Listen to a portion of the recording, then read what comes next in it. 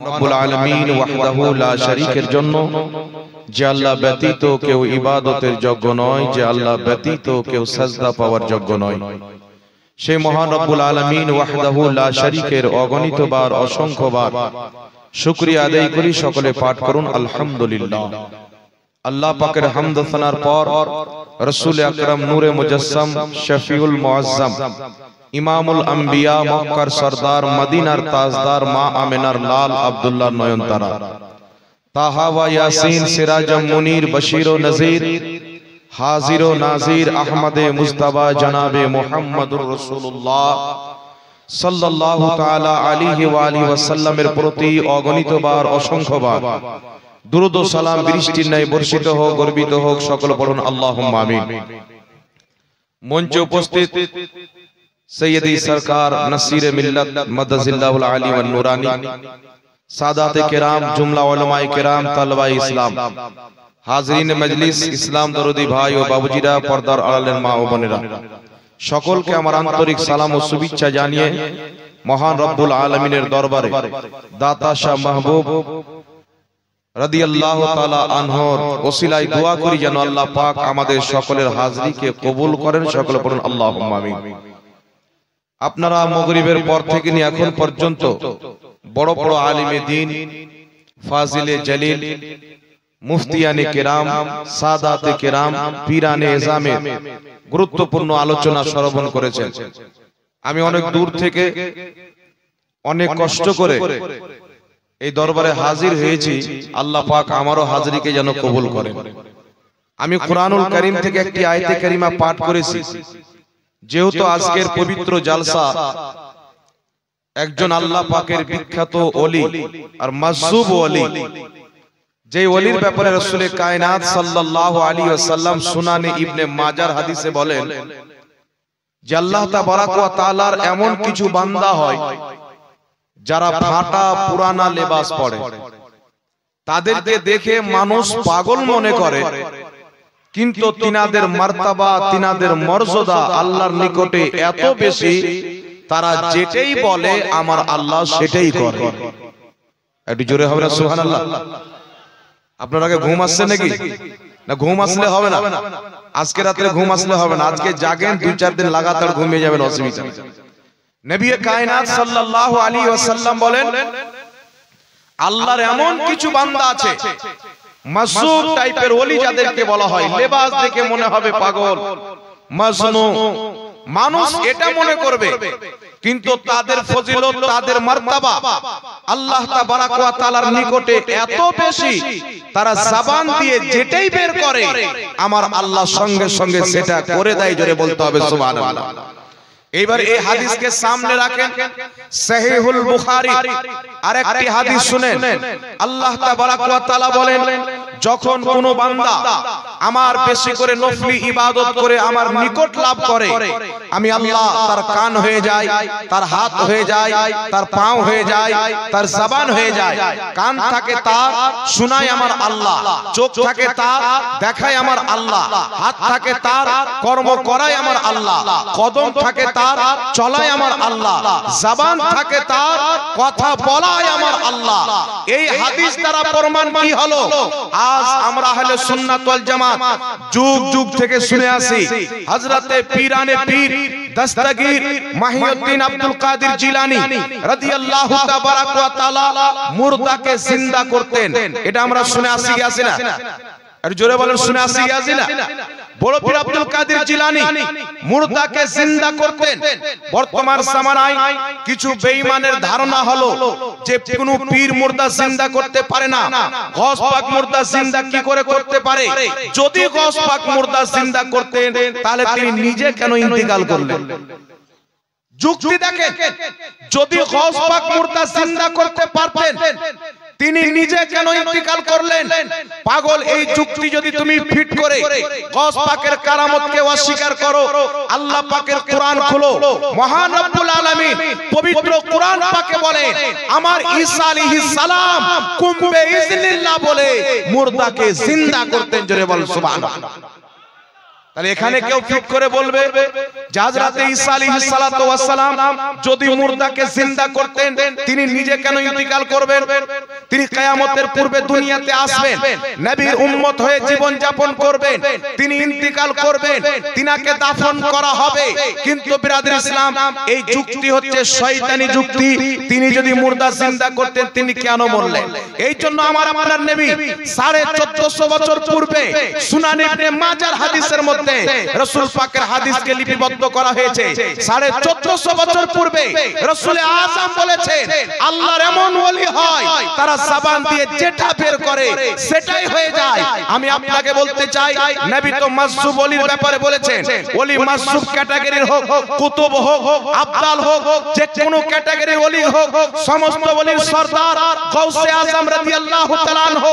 তো যদি আপনার মাসুব ওলি জবান দিয়ে যেটা বের করবে আল্লাহ সেটাই করে দেয়, তো বড় পীর আব্দুল কাদের জিলানী যখন মুর্দাকে জিন্দা হওয়ার কথা বলবে নবী পাকের হাদিস অনুযায়ী মুর্দা জিন্দা হয়ে যায়।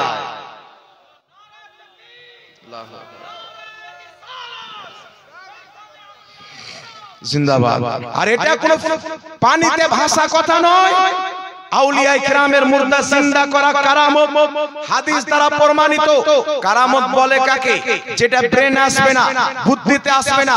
আজকে দুনিয়াতে কিছু জাহিল ইসলামিক স্কলার সেজে বলে গৌস পাক মুর্দাকে জিন্দা করেনি। এই জাহিল শুনো, না তোমার কথা চলবে না আমার কথা চলবে।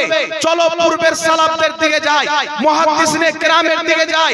সকলের গ্রহণযোগ্য ইমাম, গ্রহণযোগ্য মুহাদ্দিস ইমাম সুবকি রাহমাতুল্লাহ আলাইহি লেখা বিশ্ববিখ্যাত কিতাব আত-তাবকাতুশ শাফিয়াতুল কুবরা, উক্ত কিতাবের মধ্যে ইমাম সুবকি লিখতেছেন অনেক লোক আউলিয়া ইকরামের কারামতের 10টা কিসিম বয়ান করেছেন, তবে আমি ইমাম সুবকি আউলিয়া ইকরামের 100টি কিসিম কারামতের বর্ণনা করেছি।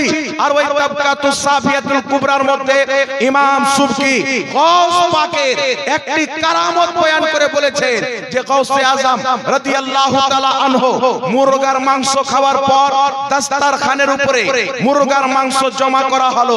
সেই দস্তরখানে মুরগা খাওয়ার পর গাউসে আযম ওই হাড্ডি থেকে দ্বিতীয়বার মুর্দা জিন্দা করে দিয়েছে। সুবহানাল্লাহ, সুবহানাল্লাহ। নারে তাকবীর, নারে তাকবীর, নারে রিসালাত, নারে রিসালাত। এটা কোনো ফালতু কথা নয়। মুহাদ্দিসিনের কিরামের কিতাব, আপনার ফুকাহায়ে কিরামের কিতাব, ইমামদের কিতাবে লেখা আছে। ইমাম সুবকি সকলের গ্রহণযোগ্য ইমাম আত-তাবকাতুশ শাফিয়াতুল কুবরা কিতাবের মধ্যে লিখছেন গাউস পাক মুর্দা জিন্দা করতেন। এই সুন্নি মুসলমান বুঝতে কি পারা গেল? আমাদের আকীদা 100 বছর পূর্বের নয়, আহলে সুন্নাত ওয়াল জামাতের ওটাই আকীদা যেটা বাগদাদের খাজা গরিব নওয়াজের আকীদা, যেটা বাগদাদের গাউসে আযমের আকীদা, আজমিরের গরিব নওয়াজের আকীদা, আহলে সুন্নাত ওয়াল জামাতের ওটাই আকীদা যেটা মুহাম্মদ রাসূলুল্লাহর দাওয়া আকীদা।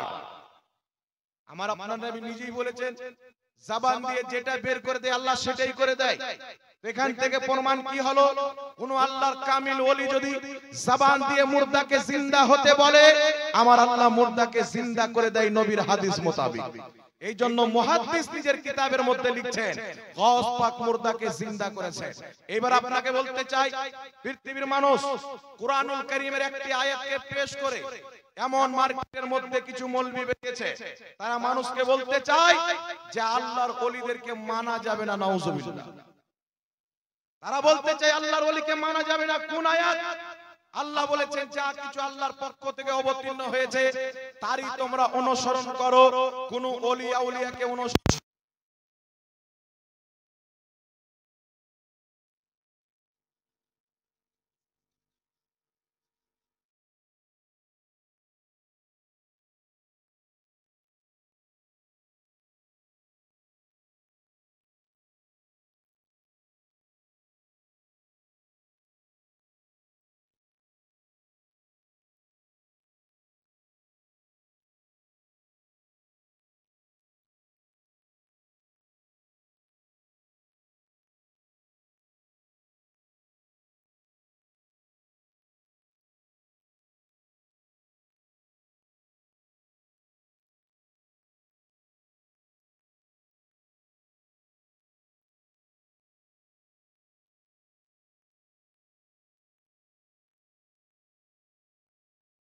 এইজন্য আল্লাহ তাবারাক ওয়া তাআলা পবিত্র কুরআনুল কারীমের প্রথম সূরা সূরাতুল ফাতিহার মধ্যে বলেন ইহদিনাস সিরাতাল মুস্তাকিম, হে আল্লাহ আমাদেরকে সঠিক পথে চালাও।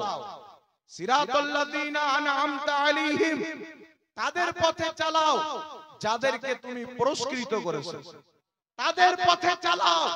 অর্থাৎ আল্লাহ পাক বলতে চান বান্দা সঠিক পথে চলো। সঠিক পথ তো চিনতে পারবে না যারা আমার সঠিক পথে চলেছে, যাদেরকে আমি পুরস্কৃত করেছি, তাদেরকে অনুসরণ করে চলো। তারা যেই জায়গাতে পৌঁছেছে তোমরা তাদের পিছে পিছে খোদা পর্যন্ত পৌঁছে যাও। এখন যদি আমরা কোরআনকে খুঁজি, পবিত্র কুরআনুল কারীমের মধ্যে আল্লাহ তাবারাক ওয়া তাআলা বলেন আনআমাল্লাহু আলাইহিম মিনান নাবিয়িনা ওয়াস সিদ্দিকিনা ওয়াস শুহাদা ওয়াস সালিহিন। আল্লাহ পাকের ইনাম নবীদের উপরে, আল্লাহ পাকের ইনাম সিদ্দিকিনদের উপরে, আল্লাহ পাকের ইনাম শহীদদের উপরে, আল্লাহ পাকের ইনাম সালেহিন আল্লাহর ওলি আউলিয়া বান্দাদের উপরে। তো আল্লাহ পাক সূরাতুল ফাতিহার মধ্যে এলান করে দিয়েছেন আমার নবীদেরকে অনুসরণ করো, আমি খোদাকে পেয়ে যাবে। শহীদদেরকে অনুসরণ করো, খোদাকে পেয়ে যাবে। সিদ্দিকিনকে অনুসরণ করো, খোদাকে পেয়ে যাবে। আমার নেক বান্দা মাহবুব শাহ ওয়ালিকে অনুসরণ করো, খোদা পেয়ে যাবে।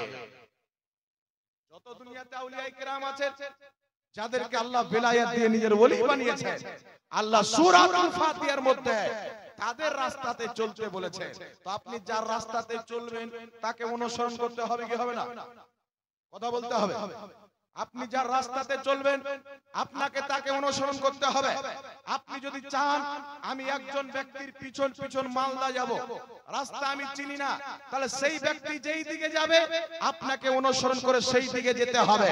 তো আল্লাহ পাকের ওলি যেই পথে চলে, যেই রাস্তাতে চলে, খোদাকে রাজি করে আল্লাহর ওলি হয়ে দুনিয়া ত্যাগ করেছেন, আমরা যদি তাদেরকে অনুসরণ করে সেই রাস্তাতে চলি আমাদের প্রতিও খোদা রাজি হয়ে যাবে। এবার আপনাদের সম্মুখে কয়েকটি মাসলা বয়ান করতে চাই। আহলে সুন্নাত ওয়াল জামাত আউলিয়ায়ে কেরামের মাজারের উপরে গম্বুজ তৈরি করে কি করে না? দেখছেন হযরতে মাহবুব শাহ ওলি রাহমাতুল্লাহ আলাইহির কবরের উপরে সুন্দর গম্বুজ তৈরি করা আছে। বর্তমান জামানায় কিছু ইহুদির এজেন্ট বেরিয়েছে, খ্রিস্টানের এজেন্ট বেরিয়েছে, তারা নবী পাকের হাদিসের অপব্যাখ্যা করতে চায়। আল্লাহর নবী সাল্লাল্লাহু আলাইহি সাল্লাম বললেন আলী যাও, যত উঁচু পাক্কি মূর্তিওয়ালা কবর আছে সবকে ভেঙে মাটির সাথে বরাবর করে দাও। এটা নবী পাকের হাদিস। যত উঁচু মূর্তিওয়ালা কবর আছে সব ভেঙে বরাবর করে দাও। আমাদের নবী পাকের প্রত্যেকটা হাদিসের উপরে ঈমান আছে না নাই? একটু জোরে বলতে হবে, আছে না নাই? তবে মনে রাখতে হবে কোরআনকে বুঝার জন্য, কোরআনকে বুঝার যে উসুল আছে সেই উসুল মানতে হবে। হাদিসকে বুঝার জন্য হাদিস বুঝার যে নিয়ম আছে সেই নিয়মকে মানতে হবে। উক্ত হাদিস আল্লাহ পাকের হাবিব কার কবর ভাঙতে বলেছিলেন? আজ হযরতে দাতা মাহবুব শাহ ওলি রাহমাতুল্লাহ আলাইহির এই পবিত্র দরবার থেকে সারা পৃথিবীর আল্লাহর ওলিদের দুশমনকে, লামাযহাবিকে, দেওবন্দীকে চ্যালেঞ্জ করতে চাই। যদি কোন মায়ের লাল একটা হাদিস দেখাইতে পারে যে কোন সাহাবায়ে কেরাম একজন মুসলমানের কবরকে ভেঙেছে, তাকে 10 লক্ষ টাকা পুরস্কার দেওয়া হবে। কিয়ামত দেখাইতে পারে না, কারণ হচ্ছে নবী কোন মুসলমানের কবর ভাঙতে বলেননি। আল্লাহর নবী মক্কা থেকে হিজরত করে মদিনা আসলেন, জান্নাতুল বাকিতে ইহুদিদের কবর, জান্নাতুল বাকিতে মুশরিকদের কবর। আল্লাহর নবী জান্নাতুল বাকিকে খরিদ করলেন। খরিদ করার পর সাহাবাকে হুকুম দিলেন যাও, যত মূর্তিওয়ালা উঁচু মুশরিকদের কবর আছে সব ভেঙে দাও। এটা আমি আপনাকে বলতেছি না, উঠান কিতাব বুখারী শরীফের শ্রেষ্ঠ সারা ব্যাখ্যা গ্রন্থ ফাতহুল বারীর মধ্যে ইমাম ইবনে হাজার আসকালানী লিখতেছেন আল্লাহর নবী যেই কবর ভাঙতে বলেছিলেন কোন মুসলমানের কবর নয়, সাহাবীর কবর নয়, আল্লাহর ওলির মাজার নয়। নবী কায়নাত যাদের কবর ভাঙতে বলেছিলেন সেইগুলো হচ্ছে মুশরিকদের কবর, কাফিরদের কবর। সুবহানাল্লাহ। কাফিরদের কবর নবী ভাঙতে বললেন। আর কোন ব্যক্তি যদি উক্ত হাদিসকে নিয়ে মুসলমানের কবরকে ভাঙে, ইমাম ইবনে হাজার আসকালানী বলছেন ওই ব্যক্তি সেই মুসলমানের তাওহীন করলো, তাজলিল করলো। আর যেই ব্যক্তি এই হাদিসের মাধ্যমে সাহাবায়ে কেরামের মাজারকে ভাঙার ফতোয়া দিয়েছে, আল্লাহর ওলিদের মাজারকে ভেঙেছে, তারা আল্লাহর ওলির সাথে দুশমনি করেছে, তাদের জন্য ফতোয়া আমি দিব না। উঠান সহিহ বুখারী, ক্বালা রাসূলুল্লাহ সাল্লাল্লাহু আলাইহি ওয়াসাল্লাম ইন্নাল্লাহ তাআলা ক্বাল মান আদালি ওয়ালিয়ান ফাকাদ আযানতুহু বিল হারব। আল্লাহ পাকের হাবিব বলেন, নিশ্চয়ই আল্লাহ পাক বলেছেন, মান আদালি ওয়ালিয়ান, যেই ব্যক্তি আমার ওলির সাথে দুশমনি করলো, ফাকাদ আযানতুহু বিল হারব, আমি আল্লাহ তার সাথে যুদ্ধ ঘোষণা করলাম। যারা হাদিসের অপব্যাখ্যা করে, নবী পাকের হাদিসকে বিকৃতি করে, আল্লাহর ওলিদের মাজার ভাঙতে চায়, এই পৃথিবীর মানুষ শুনো, আল্লাহর নেক বান্দাদের কবর উপরে গম্বুজ তৈরি করা, ইমারত তৈরি করা, তাবু খাটানো, এটা দুনিয়াদারের তরিকা নয়, এটা হচ্ছে সাহাবী রাসূলের তরিকা। উঠান কিতাব, কিতাবটির নাম হচ্ছে মুসান্নাফ ইবনে আবি শাইবা, ইমাম মুসলিমের ওস্তাদ ইমাম ইবনে ওস্তাদ ইমাম ইবনে আবি শাইবা নিজের কিতাব আল মুসান্নাফের মধ্যে হাদিসটি লিপিবদ্ধ করেছেন। হযরতে ওমর ফারুক রাদিয়াল্লাহু তাআলা আনহু, হযরতে যায়েনব যখন ইন্তিকাল করলেন, তিনাকে যখন দাফন করা হলো, তিনার কবরের উপরে হযরতে ওমর ফারুক নবী পাকের দ্বিতীয় খলিফা, তিনার কবরের উপরে কাঠের গম্বুজ তৈরি করলেন। জোরে বলেন সুবহানাল্লাহ। মুসান্নাফ ইবনে আবি শাইবার মধ্যে হাদিস, হযরতে ওমর ফারুক হযরতে যায়েনবের কবর উপরে কাঠের গম্বুজ তৈরি করলেন, তাবু খাটালেন। শুধু তাই নয়, পৃথিবীর মুসলমান, উঠান কিতাব মুজামুল কবির লিত-তাবরানির মধ্যে হাদিস, মুসান্নাফে আব্দুর রাজ্জাকের মধ্যে হাদিস, উক্ত হাদিসটিকে ইমাম কাসানী রাহমাতুল্লাহ আলাইহি ফাদায়ুস সানায়ের মধ্যে উল্লেখ করেছেন। আল্লাহ পাকের প্রিয় হাবিব সাল্লাল্লাহু আলাইহি ওয়াসাল্লামের সাহাবী হযরতে ইবনে আব্বাস রাদিয়াল্লাহু তাআলা আনহু, তিনি ইন্তিকাল করেছিলেন তায়েফের মাটিতে। তিনার জানাজার নামাজ মুহাম্মদ ইবনে হানফিয়া পড়িয়েছিলেন। তিনার জানাজার নামাজ পড়ানোর পর 4 তাকবীরে জানাজার নামাজ পড়ানো হয়েছিল। তিনাকে দাফন করার পর তিনার কবরের উপরে সাহাবায়ে কেরাম গম্বুজ বানিয়েছিলেন। একটু জোরে হবে না সুবহানাল্লাহ। সাহাবা গম্বুজ বানিয়েছেন, সাহাবা তাবু খাটিয়েছেন। আর ইমাম বুখারী রাহমাতুল্লাহ আলাইহি সহিহ বুখারীর মধ্যে তারিখ সূত্রে হাদিস নিয়েছেন, হযরতে ফাতেমা সুগরা হযরতে হাসান মুসান্নার কবরের উপরে কয়েক বছর তাবু টাঙিয়ে রেখেছিলেন। জোরে বলতে হবে সুবহানাল্লাহ। হযরতে হাসান মুসান্নার কবরের উপরে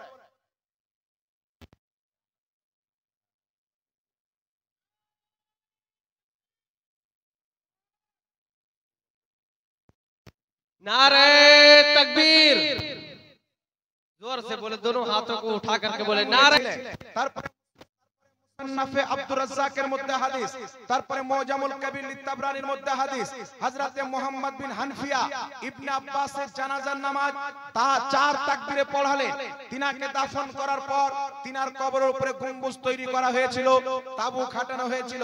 বুখারী শরীফের মধ্যে তালিক সূত্রে হাদিস, হযরতে ফাতেমা সুগরা হযরতে হাসান মুসান্নার কবরের উপরে কয়েক বছর তাবু টাঙিয়েছিলেন। আমাদের উলামায়ে আহলে সুন্নাত উক্ত হাদিস থেকে আল্লাহ ওয়ালাদের মাজারে খাদিম রাখার জায়েজের ফতোয়া প্রদান করে। জোরে বলেন সুবহানাল্লাহ। আর একটু জোরে হবে না সুবহানাল্লাহ। এইজন্য মুহাদ্দিসিনে কেরাম কি বলেছেন, ইমাম কাসানী রাহমাতুল্লাহ আলাইহি ফাদায়ুস সানায়ের মধ্যে লিখতেছেন, আল্লাহ তৈরি করা জায়েজ আছে। ইমামুল ফুকাহা ইমাম ইবনে আবিদির শামী রাহমাতুল্লাহ আলাইহি ফতোয়া শামীর মধ্যে লিখতেছেন, আল্লাহর ওলিদের কবরের উপরে গম্বুজ তৈরি করা জায়েজ আছে। ফতোয়া হিন্দিয়ার মধ্যে একজন নয়, দুইজন নয়, 500 জন ফুকাহায়ে কেরাম বাদশাহ আওরঙ্গজেবের জামানায় ফতোয়া দিয়েছেন, আল্লাহর ওলিদের কবরের উপরে গম্বুজ তৈরি করা শরীয়তে জায়েজ আছে। বলেন সুবহানাল্লাহ। এইজন্য আপনাকে বলতে চাই মুসলমান, আজকে কিছু না হানজার বেরিয়েছে, আজকে ইহুদি খ্রিস্টানের দালাল বেরিয়েছে, তারা বলতে চায় আল্লাহ ওয়ালাদের মাজারকে ভেঙে দিতে হবে। আগে মাজার ভাঙার পূর্বে দলিল নিয়ে আমাদের সাথে বসতে হবে। আলহামদুলিল্লাহ, আজ আল্লাহর ওলিদের মাজার উপরে গুম্বাদ, এটা সুন্নিরা তৈরি করেনি, হযরত ওমর ফারুক থেকে এসেছে, হযরত মুহাম্মদ বিন হানফিয়া থেকে এসেছে, হযরত ফাতেমা সুগরা থেকে এসেছে। সাহাবায়ে কেরামের মাজারের ব্যাপারে যেই মাযহাব ছিল, সুন্নিদেরও সেটাই মাযহাব আছে। দ্বিতীয় নাম্বার চলে আসেন, আল্লাহর ওলিদের মাজারে আমরা ফুল দিই, দিকি দিনা ভাই? একটু জোরে বলেন। এখানে অনেক কেউ এসেছেন আল্লাহর ওলির মাজারে ফুল দিচ্ছে, কিছু মানুষ লোক বেরিয়েছেন বলছে আল্লাহর ওলির মাজারে ফুল দেওয়া শিরক। শিরক কাকে বলে জানে না। বাংলাদেশের একজন বক্তাকে দেখলাম, এই বক্তা বক্তব্য দিচ্ছে, ধরেন আমি বিদায় নেব, আপনারা ভালো থাকেন, বলছে এই কথাটা বলা শিরক। আপনারা ভালো থাকেন এই কথা বলা শিরক যদি হয়, তাহলে কি বলতে হবে? আপনারা সব ডুবে মরে যান। আর কি বলে? মানুষের কথাই তো এটা বুঝতে পারা যায়। এই লামাযহাবি ওয়াহাবি এমন ভয়ঙ্কর জাহান্নামী কুকুর, এরা শুধু সুন্নিদের উপরে নয়, লামাযহাবিদের প্রতিষ্ঠাতা মুহাম্মদ বিন আব্দুল ওয়াহাব নজদি নিজের কিতাব কিতাবুত তাওহীদের মধ্যে লিখেছে যে আদম আলাইহিস সালাম পর্যন্ত শিরক করেছে।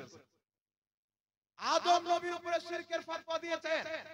আজ হযরতে মাহবুব শাহ ওলি রাহমাতুল্লাহ আলাইহি এই দাতা দরবার থেকে চ্যালেঞ্জ করতে চাই, যতদিন পর্যন্ত আমাদের মধ্যে আত্মা আছে, পৃথিবীর যে কোনো ফিরকার লোক হোক, লামাযহাবিকে বসিয়ে দাও, দেওবন্দিকে বসিয়ে দাও, কাদিয়ানীকে বসিয়ে দাও, শিয়াকে বসিয়ে দাও, ভণ্ড মাওলাইকে বসিয়ে দাও, কিয়ামতের সকাল পর্যন্ত আহলে সুন্নাত ওয়াল জামাতের কোন একটি আমলকে, কোন একটি আকীদাকে যদি শিরক প্রমাণ করতে পারে, তার জিন্দেগি ভর গোলামি করতে প্রস্তুত আছি।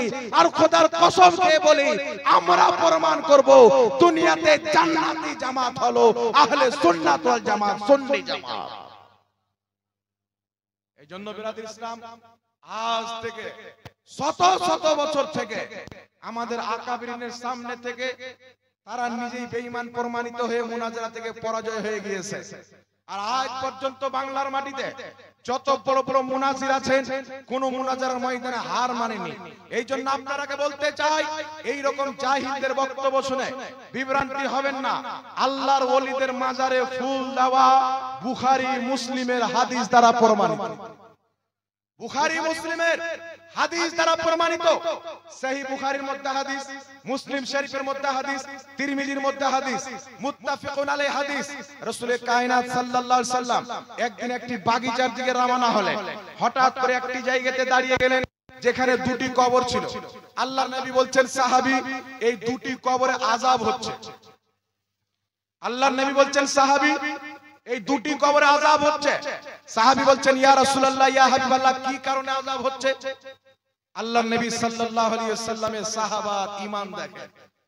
সাহাবা জানেন, যেই নবী বলতে পেরেছেন এই দুটি কবরে আযাব হচ্ছে, ওই নবীকে এটাও গায়েব আল্লাহ দিয়েছেন কি কারণে আযাব হচ্ছে।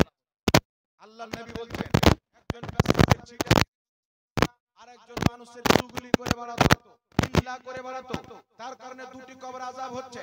রাসূল কায়নাত, ফখরে মওজুদাত, ওয়াজহে তাখলিকে কায়নাত আলাইহিস সালাতু ওয়াস সালাম বললেন, সাহাবী যাও খেজুরের ডানা নিয়ে এসো। সাহাবায়ে কেরাম গেলেন, একটি খেজুরের ডানা নিয়ে আসলেন। সেই খেজুরের ডানাকে দুই ভাগে বিভক্ত করে দুটি কবরে রেখে দিলেন। আল্লাহ পাকের হাবিব বললেন, যতদিন পর্যন্ত এই খেজুরের ডানা পাতা কাঁচা থাকবে, ততদিন পর্যন্ত এদের আযাবে কমতি থাকবে। আচ্ছা, কারণ কি? আমার নবী যদি দোয়া করে দিতেন, সম্পূর্ণ আযাব বন্ধ হয়ে যেত, কিয়ামত পর্যন্ত বন্ধ হয়ে যেত। কিন্তু রাসূল কায়নাত বললেন, যতদিন পর্যন্ত খেজুরের ডানা পাতা কাঁচা থাকবে, ততদিন পর্যন্ত আযাবে কমতি থাকবে। এই হাদিসের ব্যাখ্যা আমি করব না, উঠান বুখারী শরীফের শারা ফাতহুল বারির মধ্যে ইমাম ইবনে হাজার আসকালানী ব্যাখ্যা করেছেন। উঠান বুখারী শরীফের শারা উমদাতুল কারির মধ্যে ইমাম বদরুদ্দিন আইনি ব্যাখ্যা করেছেন। ইবনে হাজার আসকালানী ফাতহুল বারির মধ্যে লিখতেছেন, আল্লাহ কোরআন পাকে বলেছেন, সাব্বাহা লিল্লাহি মা ফিস সামাওয়াতি ওয়াল আরদ, জমিন আসমানে যা কিছু আছে আল্লাহর তাসবিহ পাঠ করে, এই খেজুর পাতা যতদিন পর্যন্ত কাঁচা থাকবে আল্লাহর তাসবিহ পাঠ করবে, আর তার পাঠ করা তাসবিহর সওয়াব মুর্দা কবরবাসী পাবে, ফলে আল্লাহ পাক তার কবরের আযাবকে বন্ধ করে দিবে। একটু জোরে হবে না সুবহানাল্লাহ? খেজুরের পাতার তাসবিহ পাঠ করার সওয়াবে আল্লাহ মুর্দার কবরের আযাবে কমতি করে দিবেন। ইমাম ইবনে হাজার আসকালানী বলেন, এই হাদিস থেকে শুধু খেজুরের পাতাই নির্দিষ্ট নয়, যে কোনো হারা ভরা জিনিস যদি মুসলমানের কবরে দেওয়া হয় সে তাসবিহ পাঠ করবে, তার পাঠ করা তাসবিহর সওয়াব পেয়ে মুর্দার কবরের আযাবে কমতি। এই জন্য ইমামুল ফুকাহা ইমাম ইবনে আবিদির শামী বলেন, এই পৃথিবীর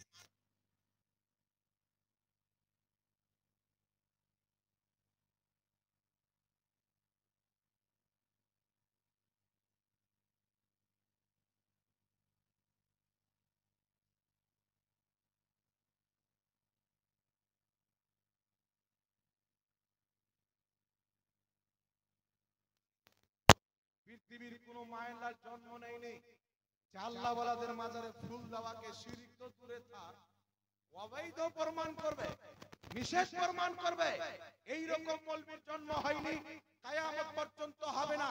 যদি পৃথিবীর মাটিতে শুধু পশ্চিমবঙ্গ নয়, বাংলাদেশ থেকে যত ঘুমটাওয়ালা শয়তান আছে হাজির করে দাও, বোম্বাই থেকে নিয়ে এসো, সৌদি থেকে নিয়ে এসো, ওলিদের মাজারে ফুল চাপানো যদি অবৈধ প্রমাণ করতে পারে তাকে মুহমাঙ্গা ইনাম দেওয়া হবে।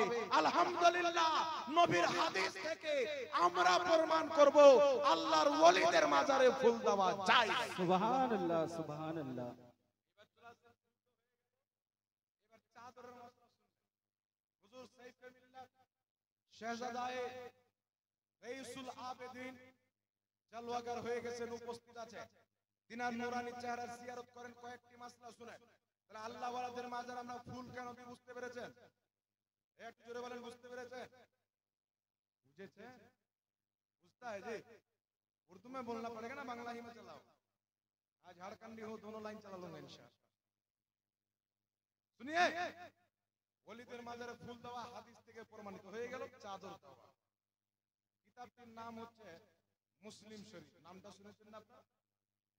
মুসলিম শরীফের মধ্যে হাদিস, সাহাবায়ে কেরাম নবীর কবরের উপরে কবরে লাল রঙের চাদর দিয়েছিলেন। কি রঙের?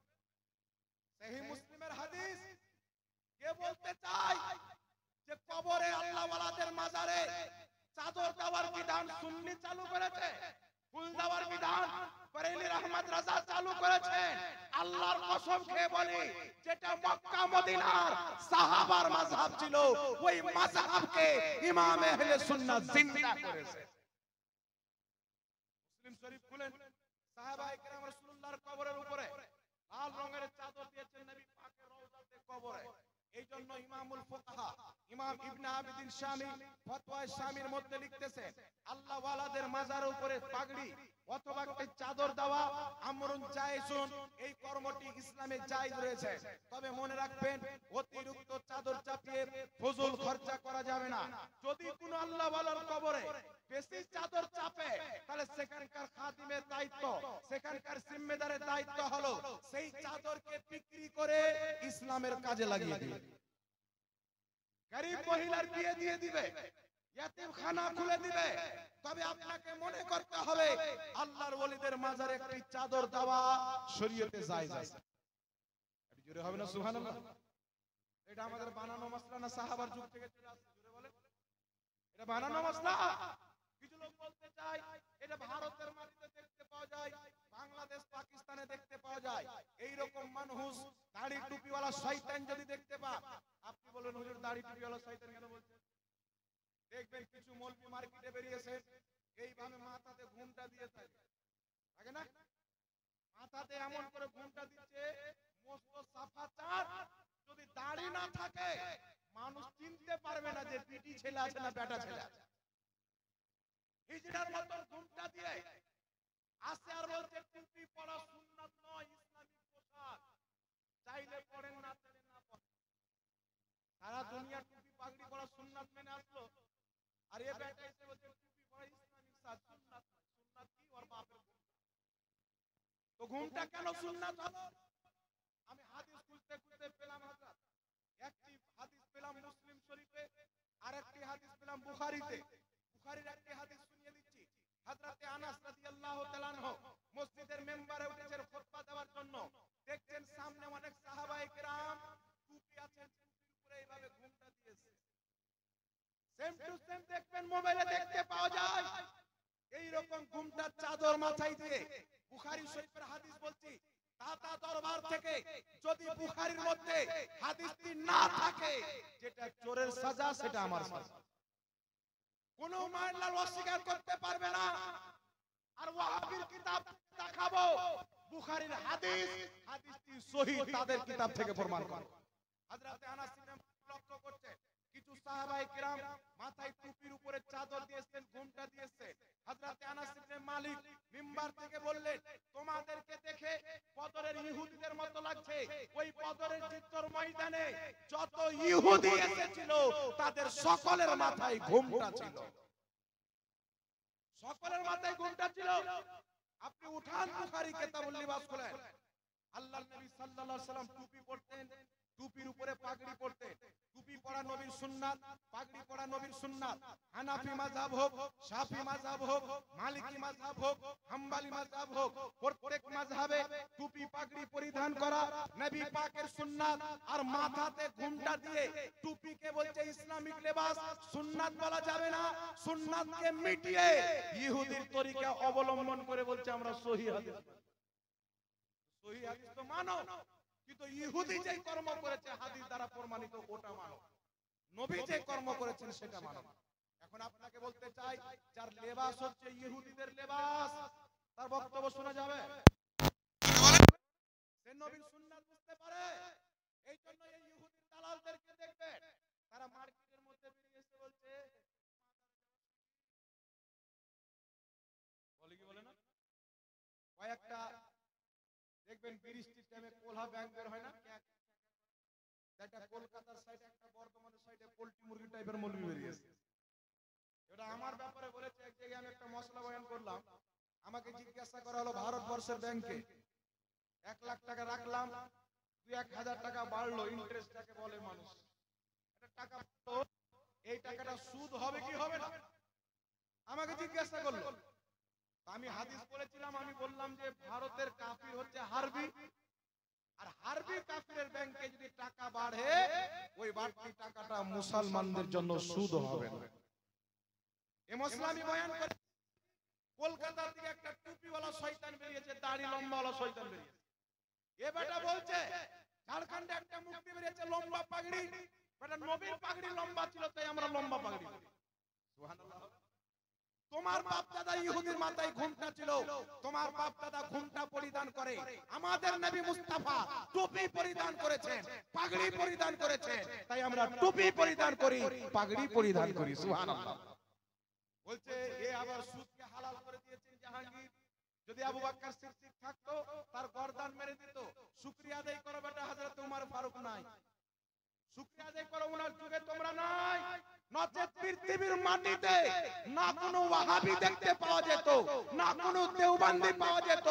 নবীর গুস্তাখকে বিনা ফয়সালাতে কতল করে দেনেওয়ালার নাম হচ্ছে ওমর ফারুক। সেই দিন তোমরা বলেছো নবীর মুখ থেকে দুর্গন্ধ বের হতো, সেই দিন তোমার গর্দান মারনেওয়ালা ওমর ফারুক দাঁড়িয়ে থাকবে। যেই দিন তোমরা বলেছো কিয়ামতে নবী উপকার করতে পারে না, তোমার গর্দান টিকে থাকতো না।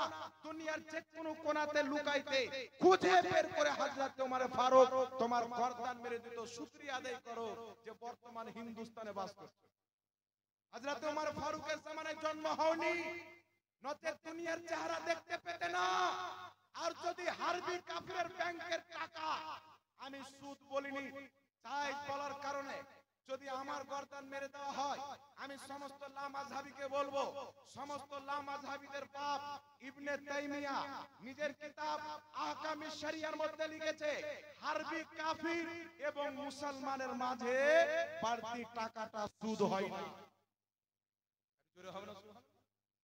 লামাযহাবিদের গুরু, তাদের বড় আব্বা ইবনে তাইমিয়া লিখেছে আহকামি শরিয়া কিতাবের মধ্যে, হারবি কাফির এবং মুসলমানের মাঝে হারবি কাফিরকে যদি টাকা দেয় বাড়তি টাকাটা মুসলমানের জন্য সুদ হবে না।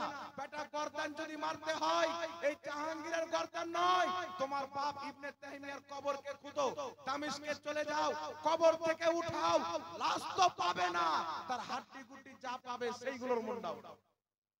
আর যে হাড্ডি গুড্ডি পাওয়া যাবে সেইগুলোকে কাটো। তোমার বাপই ওই ফতোয়া দিয়ে রেখেছে যেই ফতোয়া আজ আমি প্রদান করেছি। জোরে হবে না সুবহানাল্লাহ। এইজন্য দুটি হাদিস আপনাকে শোনাবো।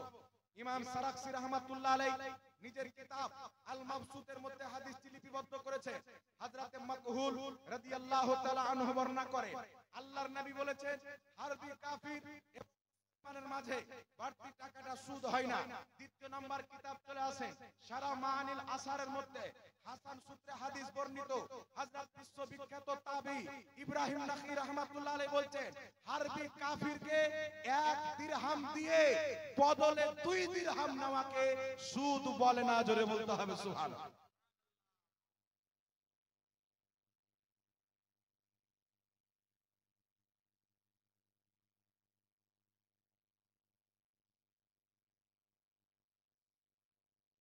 এই জন্য বিরাদর ইসলাম যেই মাসলা আমরা বয়ান করেছি এই মাসলা হচ্ছে বিশ্ববিখ্যাত তাবেঈ ইব্রাহিম নাখীর ফতোয়া হাদিস সূত্রে হাদিসটি বর্ণিত সারা মানিল আসারের মধ্যে।